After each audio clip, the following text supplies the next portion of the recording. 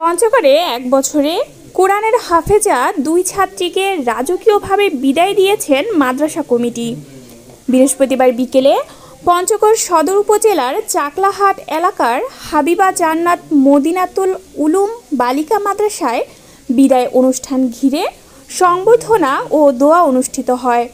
হাফেজা দুজন হলেন সদর উপজেলার হারিভাষা ইউনিয়নের বড়বাড়ি গ্রামের আবু বকর সিদ্দিকের মেয়ে আমেনা আক্তার এবং চাকলাহাট ইউনিয়নের বক্সিপাড়া গ্রামের আমিরুল ইসলামের মেয়ে আমরিন আক্তার। মাদ্রাসা সূত্রে জানা গেছে, গত বছরের জানুয়ারি মাসে আমেনা ও আমরিন ওই মাদ্রাসায় ভর্তি হয়। পরে এক বছরের মাথায় হাফেজা হন তারা। অল্প সময়ে তাদের এই সাফল্যে খুশি মাদ্রাসার শিক্ষক ও অভিভাবকরা।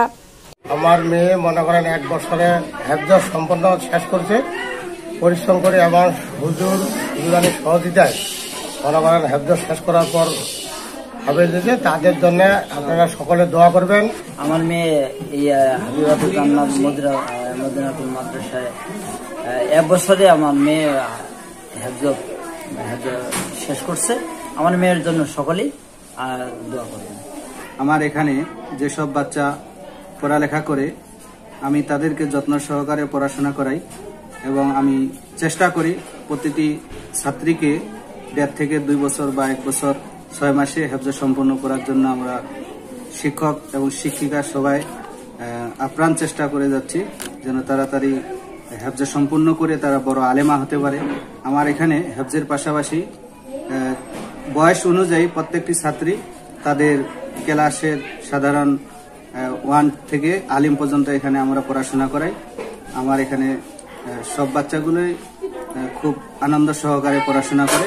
সংবর্ধনা অনুষ্ঠানে তাদের আনুষ্ঠানিকভাবে ফুলের শুভেচ্ছা জানানো হয়। এ সময় ফুলের মালা পরিয়ে বিভিন্ন উপহার সামগ্রী তাদের হাতে তুলে দেওয়া হয়।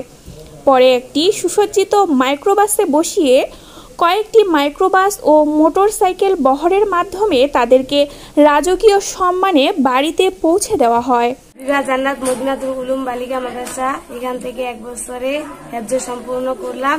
আমার জন্য সবাই দোয়া করবেন, আমি বড় হয়ে আলেমা হতে চাই। এক বছরে হেফজ সম্পূর্ণ করেছি। আমি হেফজের পাশাপাশি 6ষ্ঠ শ্রেণীতে পড়তেছি। আমার জন্য সবাই দোয়া করবেন।